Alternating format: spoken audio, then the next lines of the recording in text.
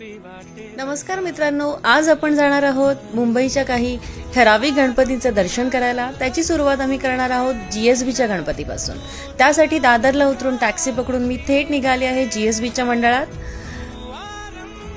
विकी दादामुळे जीएसबीचं आमचं दर्शन अगदी सोपं आणि सुरळीत झालं। जीएसबीचं दर्शन झाल्यानंतर आम्ही लगेच निघालो लालबाग परळ। लालबाग परळला आम्ही सगळ्यात आधी दर्शन घेतलं ते म्हणजे मुंबईच्या राजाचं, म्हणजेच गणेश गल्लीच्या गणपतीचं। गणेश गल्लीच्या मंडळाने इतका अप्रतिम देखावा उभारला आहे, तो बघण्यासाठी तुम्ही नक्की या यंदाच्या गणेशोत्सवामध्ये तिथे व्हिजिट करा।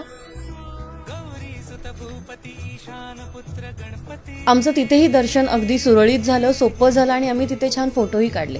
तिथलं दर्शन झाल्यानंतर आम्ही निघालो चिंचपोकळीच्या चिंतामणीचं दर्शन करायला। चिंतामणीचं हे मोहक रूप डोळ्यात साठवून आम्ही निघालो आमच्या पुढच्या आणि फायनल डेस्टिनेशनला, ते म्हणजे लालबागच्या राजाच्या व्हिजिटला। लालबागच्या राजाचा विजय असो असं म्हणत म्हणत आम्ही त्यांच्या दरबारात पोहोचलो लालबागच्या राजाची शान बघायला। आणि तुम्ही बघू शकता लालबागच्या राजाची शान।